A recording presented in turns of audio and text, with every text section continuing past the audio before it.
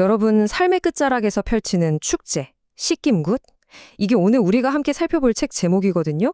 근데 죽음을 얘기하면서 축제라니 좀 도발적으로 들리지 않으세요? 이 책은요, 씻김굿을 그냥 슬프기만 한 장례식이 아니라고 봐요. 오히려 망자를 잘 보내주기 위해서 이승의 끝자락에서 열리는 말 그대로 하나의 축제라고 딱 잘라 말하고 있죠. 자, 여기서 딱 궁금증이 생기죠. 아니, 정말로 죽음을 축제라고 부를 수 있는 걸까요? 오늘 이 책을 통해서 그 의미가 대체 뭔지 한번 깊숙이 들어가 보겠습니다. 그래서 오늘은요, 죽음을 축제로 보는 새로운 시각에서부터 시작해서 씹김굿에 대한 오해와 진실도 파헤쳐 보고요. 또 삶과 죽음이 화해하는 그 감동적인 순간까지 따라가 볼 거예요. 그리고 마지막에는 이 모든 이야기가 웰다잉, 그러니까 잘 죽는 것에 대해 고민하는 바로 우리에게 어떤 지혜를 주는지까지 확실하게 짚어보겠습니다. 좋습니다. 그럼 첫 번째 이야기부터 시작해 볼까요? 삶의 끝, 축제의 시작. 우리가 보통 생각하는 장례식, 그 고정관념에 한번 제대로 질문을 던져보는 시간입니다. 생각해보세요. 요즘 장례식은 대부분 병원에서 조용하고 좀 침울한 분위기에서 가족끼리 치르잖아요. 그런데 이 책이 보여주는 씻김굿은 완전히 달라요. 슬픔을 혼자 끙끙 앓는 게 아니라 마을 사람들 전체가 모여서 같이 음식 나누고 이야기하고 떠들썩하게 망자의 마지막 길을 함께 만들어가는 거죠. 자, 그럼 이제 굿이나 무당에 대해서 우리가 흔히 가지고 있는 그런 편견들, 그 껍질을 한번 벗겨내 볼까요?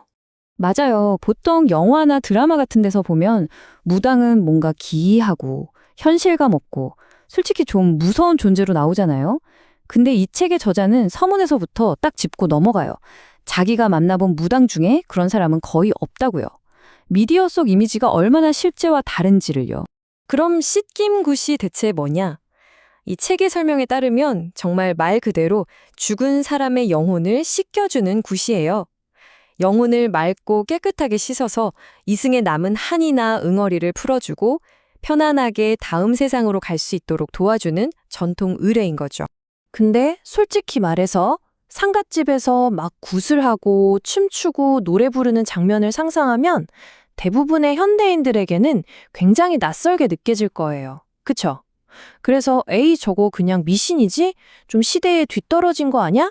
이렇게 쉽게 단정해버리기도 하죠.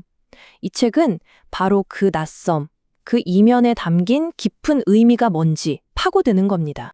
그렇다면 이 낯설기만 한 의례의 진짜 목적은 과연 뭘까요?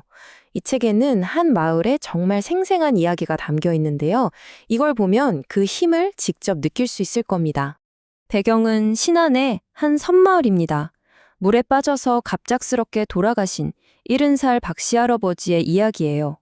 지금부터 보실 사진들은 단순한 기록이 아니에요. 정말 한 편의 드라마를 보는 것 같을 겁니다. 의식은요, 사고가 났던 바로 그 물가에서 시작돼요. 시신은 이미 집에 모셨지만 그 혼은 아직 차가운 물 속에 머물러 있다고 믿는 거죠. 그래서 가족들이 이렇게 신대를 잡고 망자의 혼을 건져 올리는 혼건지기를 하는 겁니다. 여기서 정말 뭐랄까 소름 돋는 장면이 나와요. 망자의 혼이 친척 중 한 명에게 실리는 순간인데요. 갑자기 그 친척이 고인의 목소리로 가족들한테 막 서운함을 터뜨리는 거예요. 내가 그렇게 아플 때 너희는 도대체 뭘 했냐 하면서 살아생전에는 차마 못했던 말들을 막 쏟아내는 거죠. 바로 이 순간 산 사람과 죽은 사람 사이에 맺혔던 웅어리가 비로소 풀리기 시작하는 겁니다.